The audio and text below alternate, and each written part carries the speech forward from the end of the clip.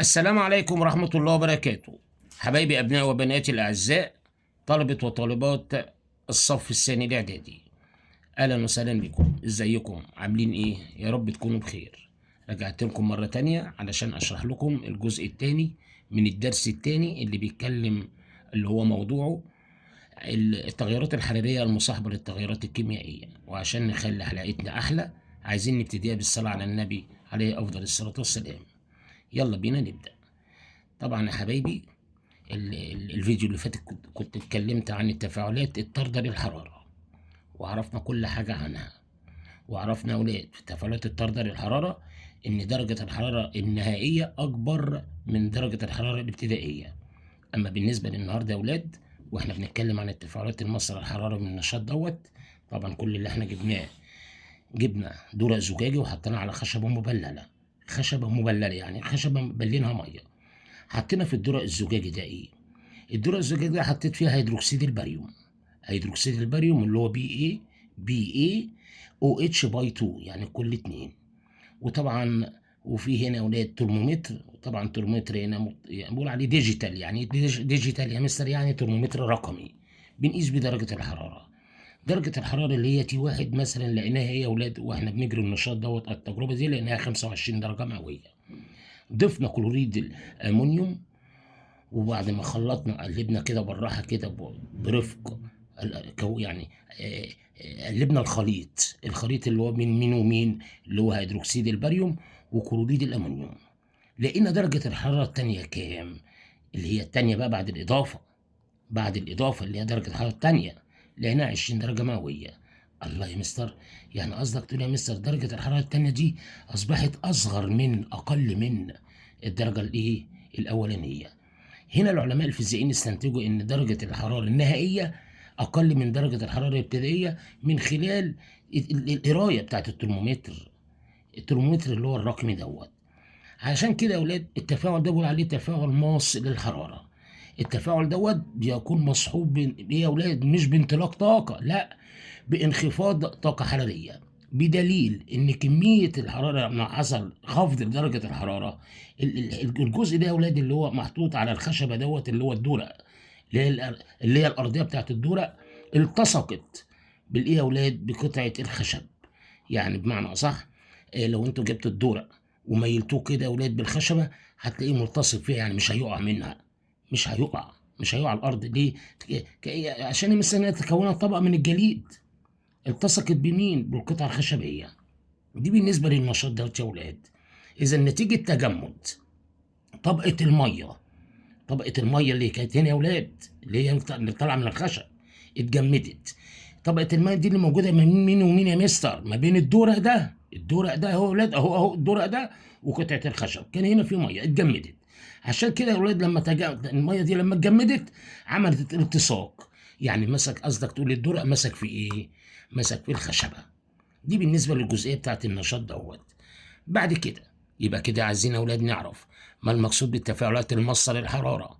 دي تفاعلات كيميائية طبعا يا مستر، بيصاحبها امتصاص طاقة حرارية من الوسط المحيط فتنخفض درجة حرارته.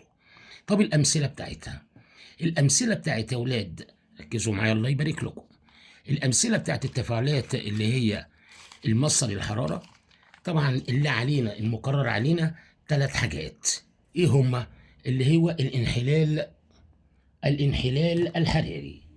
الانحلال دي الامثله يا اولاد بتاعت التفاعلات المصه. الامثله، اول مثال اللي هو الانحلال الحراري. لايه يا مستر؟ لكربونات الفلزات. لكربونات الفلزات.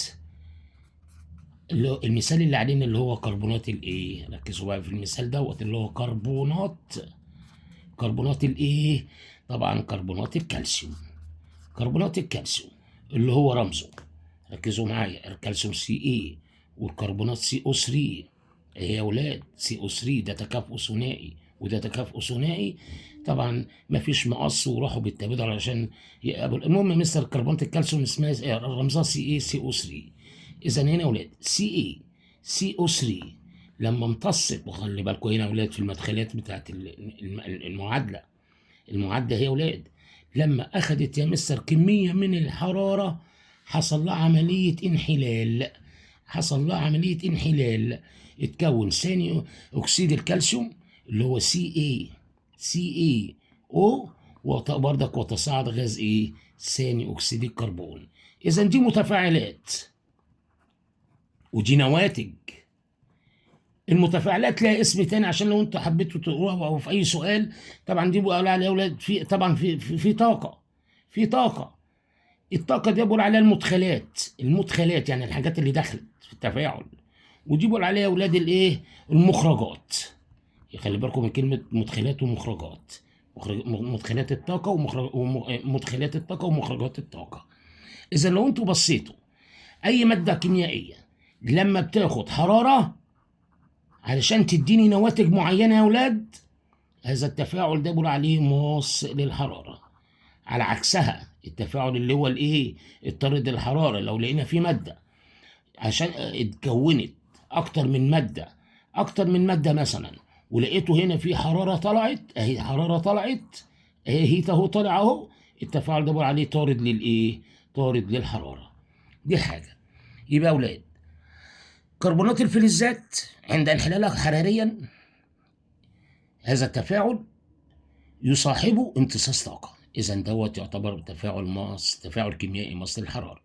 تاني حاجه يا اولاد عندكم انحلال غاز الاوزون في الهواء في الغلاف الجوي.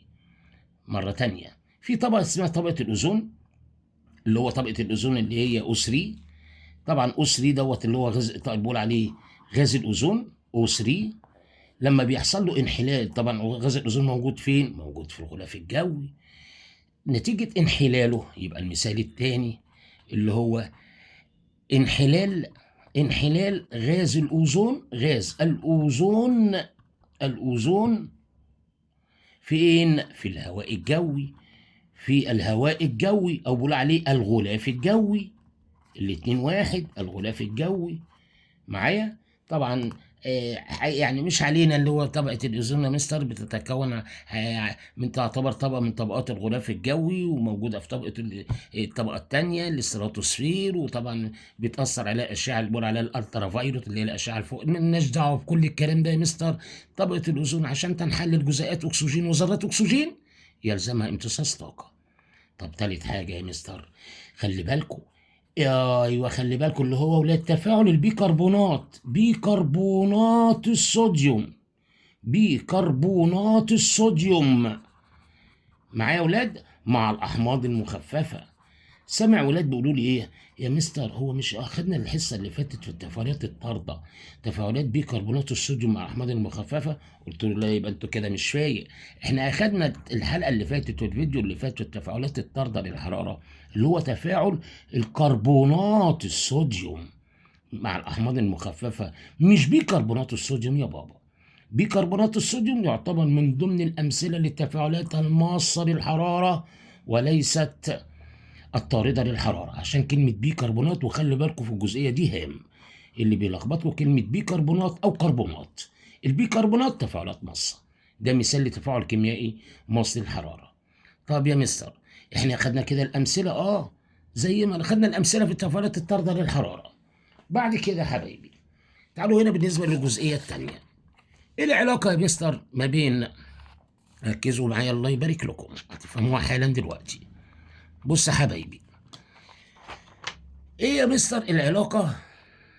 بصوا الدرس هو، بص يا ولاد بيقول لك ايه العلاقه بين التفاعلات الكيميائيه وقانون بقاء الطاقه؟ طبعا كلنا عارفين ان التفاعل الكيميائي عباره عن كسر الروابط. احنا بنكسر انه روابط المواد اللي داخله في التفاعل، اللي هي ايه؟ اللي هي الذرات، اللي هي الذرات اللي موجوده بين جزيئات المواد المتفاعله. طب اي مستر، طب هو اي تفاعل بيحتاج ايه علشان الروابط دي تتكسر؟ يا ولاد ركزوا معايا يا ولاد، اي متفاعلات، اي ماده بتتفاعل، اي ماده، بص هكتبها لكم كده بالبلدي، اي ماده لكي تتفاعل معايا طبعا عشان تديني نواتج جديده. اي ماده عشان تتفاعل يا ولاد عايزه يلزمها يعني محتاجة، كلمة يلزمها يعني محتاجة امتصاص طاقة. ماشي، يلزمها امتصاص ايه؟ طاقة. ليه؟ علشان بص بالاسلوب البلدي، علشان نكسر الروابط اللي موجودة بين ذرات جزيئاتها. الله، بين ذرات جزيئاتها. فبالتالي لو انا كتبت معادلة كيميائية بكتبها من ناحية ايدي الشمال اهي، معادلة كيميائية. المعادلة الكيميائية عبارة عن ايدي الشمال دي عبارة عن متفاعلات، وطبعا في سهم بيشير للنواتج. يا ولاد هنا في طاقة بتكسر الطاقة بتاعت المتفاعلات، هنا محتاجة طاقة عشان نكسر الروابط. إذا إيه يا ولاد الطاقة اللي موجودة بين ذرات جزيئات المواد المتفاعلة؟ دي بقول عليها الطاقة الممتصة، الطاقة اللي هي محتاجاها، اللي هي عايزة تمصها، الممتصة للمتفاعلات. اختصار لي كده، بدل ما اقول ايه لكسر الروابط الموجوده بين ذرات جزيئات المواد المتفاعله، بقول عليها الطاقه الممتصه للمتفاعلات. اذا هنا في طاقه مستر بتقدر بوحده اللي بيقول عليها مثلا وليكن الكيلو جول. طب يا مستر هنا في هنا اولاد برضك، هنا هي في المخرجات دي مدخلات، دي معايا اللي على ناحيه ايد الشمال اليسار المعادله مواد متفاعله اللي هي المواد الداخله في التفاعل. النواتج اللي هو عليها المخرجات، ايه هي يا اولاد؟ برضك محتاجه طاقه. الطاقه يا اولاد اللي هي اللي طالعه اسمها الطاقه المنطلقه. الطاقه الايه؟ المنطلقه. من ايه؟ نتيجه او نتيجه التفاعل اللي تم ده، دي اسمها الطاقه المنطلقه لتكوين، بدل ما نقول لتكوين روابط جديده بين ذرات جزيئات المواد الناتجه بنقول لتكوين النواتج. خلي بالكم، في لقيت ولد بيسالني سؤال بيقول لي مستر طب دلوقتي التفاعل ده مش تفاعل كيمياء؟ قلت له ايوه يا حبيبي. طب ده حضرتك بتقول لي هنا في طاقه ممتصه وهنا في طاقه منطلقه، كده يا مستر انا هتلخبط، انا مش عارف التفاعل ده طارد ولا التفاعل ده ماس. لقيت كلمه مصه قلت له اتقل شويه وفهم معايا، ركز معايا. لو كان عندك الطاقه الممتصه دي اكبر، خليكوا هنا عارفين، لو كانت الطاقة الممتصة دي أكبر من الطاقة المنطلقة اللي هي بتكون النواتج، يبقى التفاعل ده اوريدي تفاعل ماس. يعني يا مستر زي بالظبط كده، بصوا الحركة دي يا أولاد، لو أنا جبت كده بص أهو أهو أهو أهو أهو، بص يا حبايبي أهو، أهي كفة ميزان، في كفتين، كفة يمين كفة شمال أهي اللي هي المتفاعلات، والكفة اليمين اللي هي النواتج.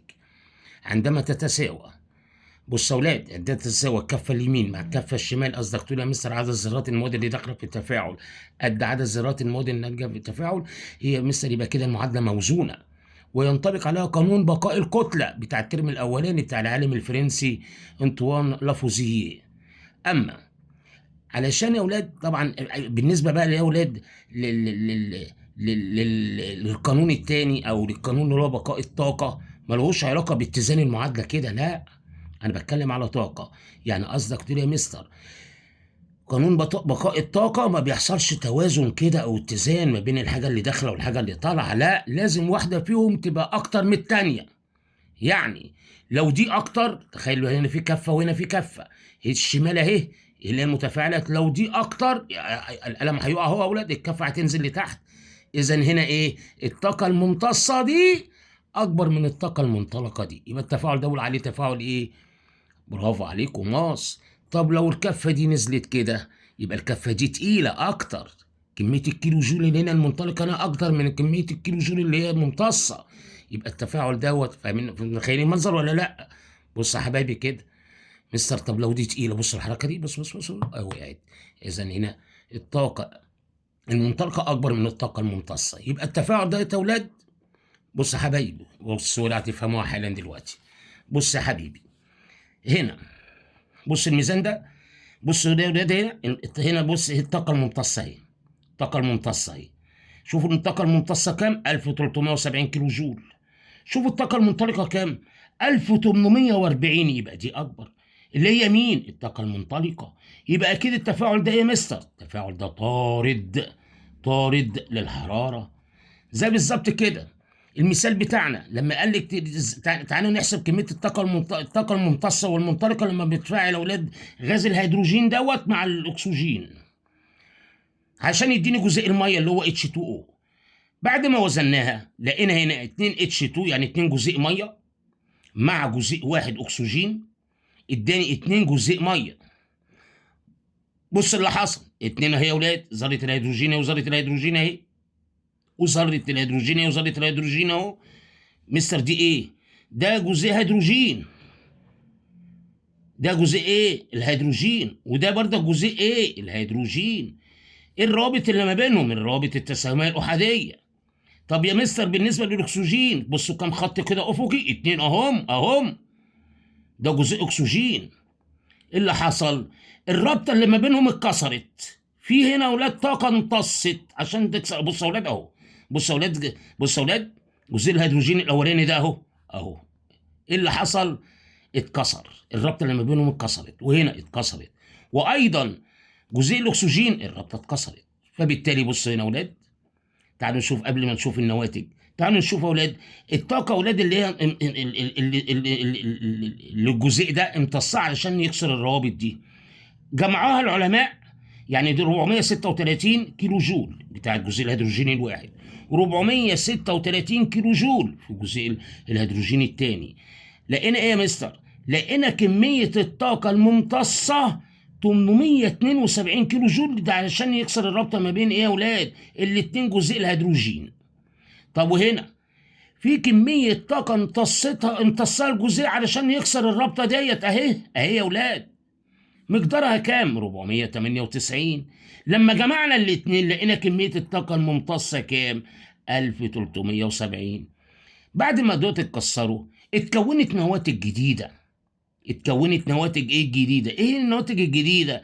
ده كان داخل 2 جزيء هيدروجين وجزيء واحد ايه يا اولاد؟ اكسجين. ادوني ايه يا اولاد؟ ادوني 2 جزيء ميه. كل جزيء ميه انطلقت منه طاقه. طبعا هي 920 كيلو جول و920 كيلو جول، لما جمعناهم لقيناهم كام؟ 1840 كيلو جول. يعني قصدك تقول يا مستر لما مستر المعادله دي الجزيئات دي اتفاعلت مع بعضها البعض امتصت طاقه؟ طب والنواتج دي في كميه طاقه انطلقت؟ انطلقت طاقه. طب يا مستر كميه الطاقه الممتصه هنا اكبر ولا هنا اكبر؟ الممتصه هنا اكبر ولا المنطلقه اكبر؟ ركزوا بقى معايا يا ولاد، ده انا بقول لك 1800، بقول لكم 1840 كيلو جول طلعوا وكانوا داخلين 1370، يبقى دي اكبر. عشان كده اولاد هنا اولاد فين التفاعل اهو. بصوا اولاد الجزئيه اللي انا هكتبها دي وهضيفها، هكتب زائد هيت. الله، سامع بنت شطوره، ولد جدع بيقول يا مستر التفاعل ده اوتوماتيك، التفاعل ده يعتبر تفاعل طارد علشان يا مستر كميه الطاقه اللي هي خارجه بقول عليها المخرجات اكبر من الايه؟ من اللي داخله اللي هي المدخلات. اذا ديت يا اولاد بالنسبه وطبعا الارقام دي للايضاح، يعني مش هقول لك احفظوا لي اللي هي مثلا 1370 كيلو جول علشان طاقه تمتص. لا لا لا لا سيبكم، بس انا بوضح لكم ايه يا اولاد ازاي بيتم حساب الطاقه الممتصه والمنطلقه عند تكوين ايه يا اولاد؟ جزيء الميه. طبعا من تفاعل الايه؟ غاز الهيدروجين اللي هو ده يا ولاد مع غاز الايه؟ الاكسجين. تعالوا هنا يا حبايبي ركزوا معايا، هي يا ولاد انا كنت لسه قايلها لكم حالا. بص يا ولاد التفاعلات الطارده، الطارده يعني ايه يا مستر؟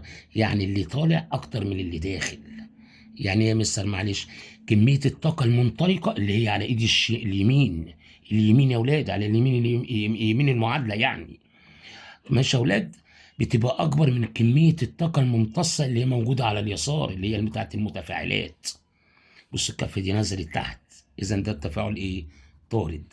طب الماس، بص يا حبايبي، الماس يا ولاد تلاقي كميه الطاقه الممتصه بتاعه المتفاعلات، بتاعه الايه؟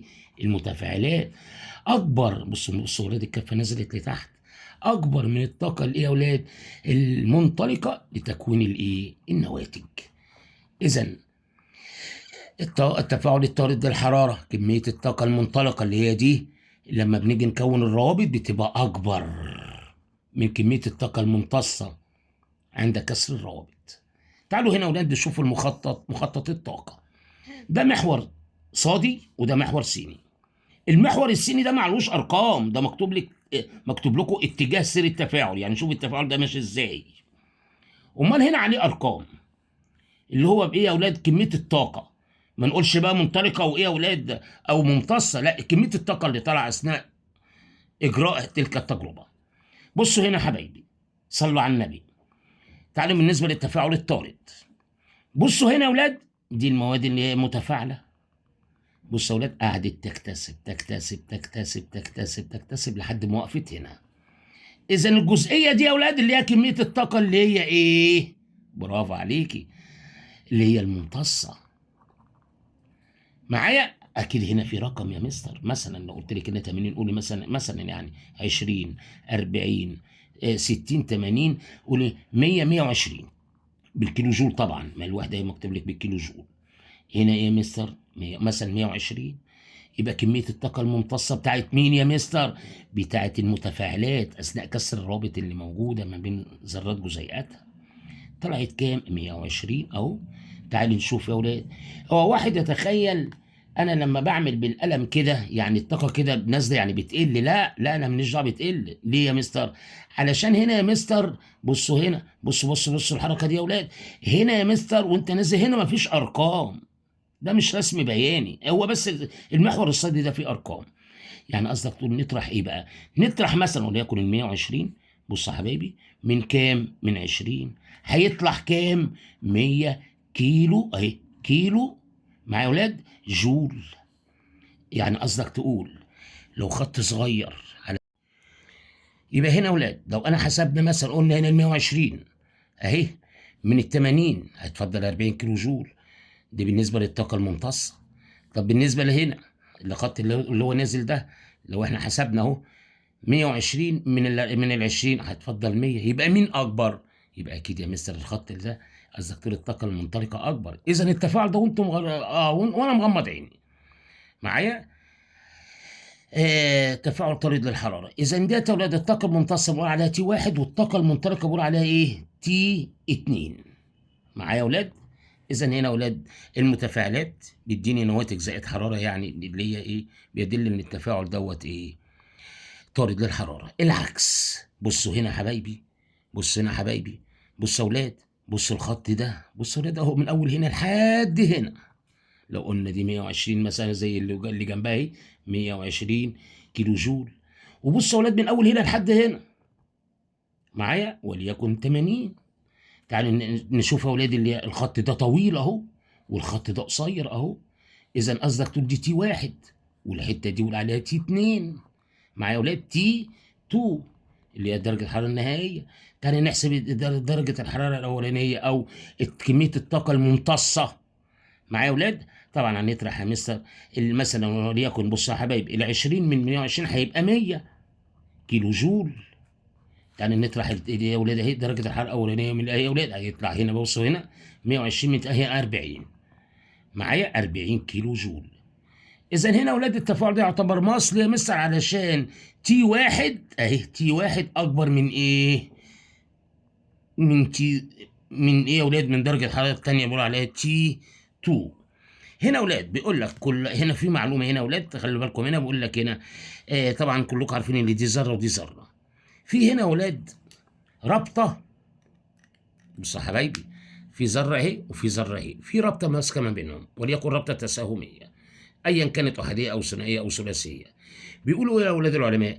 قالوا يا اولاد كل ما الرابطه ديت يا اولاد، الرابطه دي قويه يصعب كسرها. الرابطه دي طول ما هي قويه يصعب كسر الايه يا اولاد او ابعاد الذره ديت عن الذره دي. يعني قصدك تقول يا مستر طاقه الرابطه اهي هي الطاقه اللازمه، في طاقه هنا بيبقى محتاجينها علشان تكسر الرابطه اللي ما بين الايه؟ الذرات اللي بتكون الجزيء. اذا هنا يا اولاد الجزيء دوت مهم جدا، او الجزئيه دي مهمه قوي، او المخطط ده. بصوا هنا يا حبايبي، بصوا هنا يا ولاد في المثال هنا يا ولاد، بصوا هنا بيقول لك ادرس الشكل المقابل، كلكم شايفين هنا المتفاعلات ماشي، وهنا النواتج.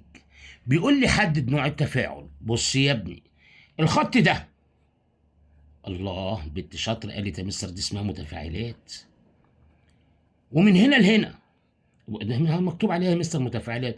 مستر طب من هنا هنا يعني ايه متفاعلات؟ معلش يا مستر مش واخده بالي. قصدي اقول لك دي هنا طاقه ممتصه. طاقه ايه؟ ممتصه. علشان ايه؟ علشان تكسر الروابط اللي موجوده بين المتفاعلات. طب وهنا يا مستر وهنا دي من هنا لهنا دي طاقه منطلقه. طاقه ايه؟ منطلقه. بصوا هنا بمجرد النظر قالوا خط اطول المتفاعلات، اذا على طول وانت مغمض عينك او انت مغمضه عينك التفاعل ده يعتبر تفاعل ماس. بيقول لك طب احسب كميه الطاقه المنطلقه. المنطلقه عايز فين؟ عند تكوين النواتج. النواتج النواتج اللي هي دي، النواتج دي. طب هنا يا ولاد دي كام؟ 20. طب دي كام؟ 15. يبقى هطرح يا ولاد، بص يا ولاد 20 ناقص 15 صح كده هيطلع كام؟ 5.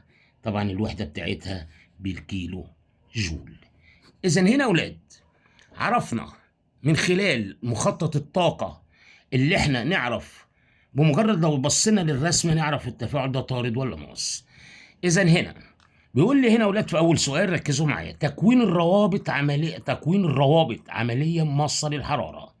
تكوين الروابط يعني مستر انا علشان اكون روابط لازم امص؟ لا يا مستر، تكوين الروابط يا مستر دي عمليه طارده للحراره دي بتاعه النواتج، تكوين الروابط بتاعه النواتج.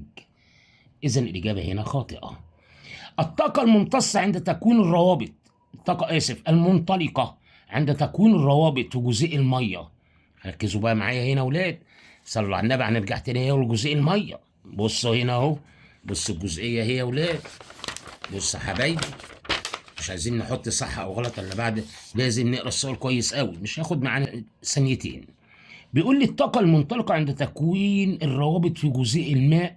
المنطلقه اللي هي انه اللي هي اللي طالعه يعني المنطلقه اكبر من الطاقه الممتصه عند كسر الروابط. ايوه يا مستر صح، ده انتهينا 1840 واللي طلعوا كانوا داخلين 1000. اذا الاجابه دي تعتبر صحيحه. في التفاعل الماس للحرارة تكون مدخلات الطاقة، الماس مدخلات الطاقة أكبر من مخرجات الطاقة. ما قلت لكم المدخلات اللي هي المواد المتفاعلة ومخرجات الطاقة المواد الناتجة. التفاعل الماس طبعا مدخلات الطاقة يا مستر صح بتبقى أكبر دي. السؤال اللي وراه بيقول لي هنا يا أولاد، بيقول لي علل ليه يا أولاد لما جينا حطينا هيدروكسيد الباريوم مع كلوريد الامونيوم ليه يا اولاد الميه اتجمدت؟ طبعا الاجابه عشان يا مستر درجه الحراره عشان التفاعل ده مصل للحراره يا مستر. وطبعا لما حصل تفاعل مصل للحراره ما بين الكلوريد الامونيوم وهيدروكسيد الباريوم طبعا يا مستر ادى ذلك الى انخفاض درجه الحراره. اذا الاجابه لانه مصحوب امتصاص ايه؟ طاقة حرارية.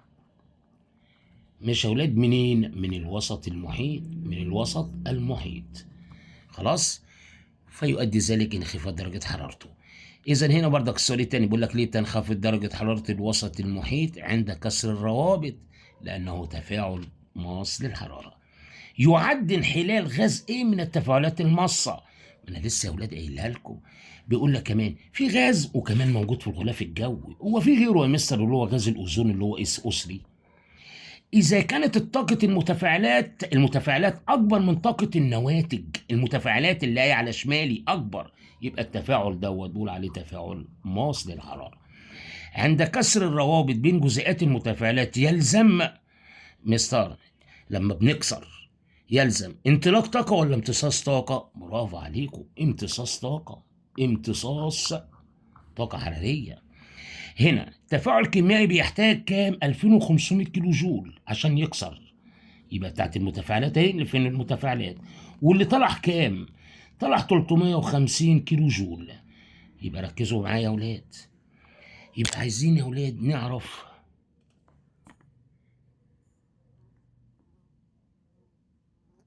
ركزوا معايا، يبقى عايزين نعرف يا اولاد ايه نوع التفاعل ده؟ صلوا على النبي. هو اللي دخل كام؟ هو محتاج كام؟ 2500 خلاص عشان يكسب الروابط. اتحرروا كام؟ 350. يبقى مين اكبر؟ يبقى كمية الطاقة اللي هي اللي محتاجها عشان يكسر الرابط دي. اذا التفاعل ده بيقولوا عليه تفاعل ايه يا مستر؟ موصل الحرارة.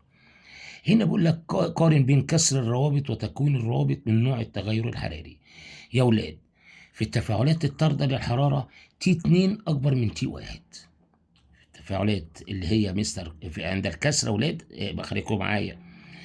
التغير الحراري يعني لما بنكسر ايدينا يا ولاد، بصوا يا حبايبي، لما بنكسر التفاعل بيبقى هنا محتاج ايه يا ولاد؟ طاقه لامتصاص اكبر ايه يا ولاد؟ اكبر قدر علشان يكسر الروابط اللي موجوده بين ذرات الجزيئات. وطبعا هنا يا ولاد محتاج اللي هو تيت معايا يا ولاد، محتاج طاقه. لازم كميه الحراره هنا يا مستر تبقى اكبر معايا بين ذرات الجزيء عشان تديني نواتج. يعني لازم يكون T1 اكبر من T2 عند كسر الرابط، والعكس يا ولاد عند تكوين النواتج. T2 بتبقى اكبر من درجه الحراره الاولانيه عشان يا مستر تكوين الرابط بتبقى طاقه ممتصه. طاقه ايه؟ ممتصه. يعني طاقه ممتصه يعني T1 بتبقى اكبر من T2.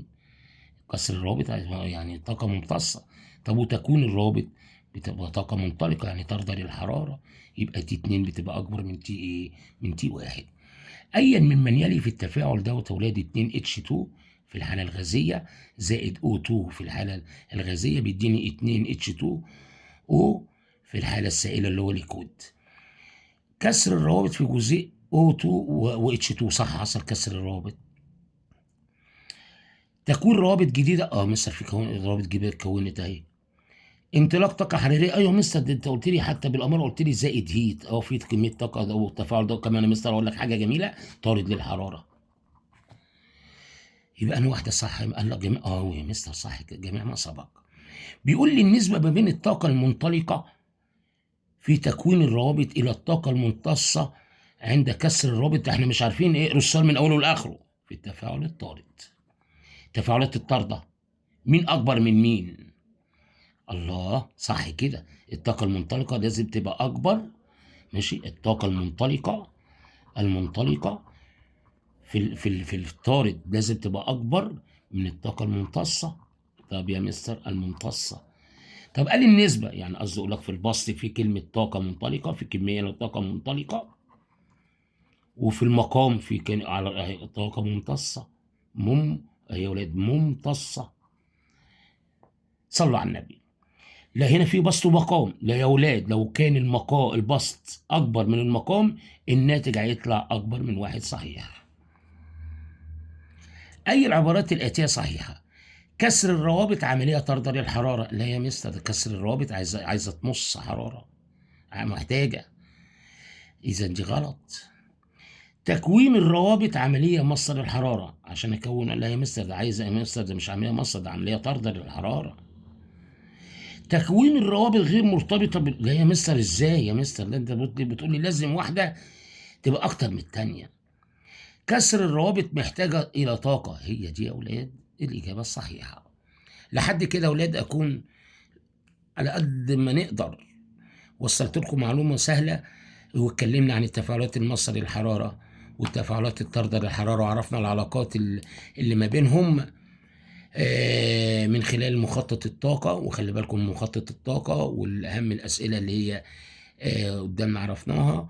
ودمتم في حفظ الله وامنه، ومع تحياتي، واشوفكم على خير، وكل سنه وانتم طيبين بمناسبه حلول شهر رمضان المعظم. أعاد الله علينا وعليكم بالخير واليمن والبركات.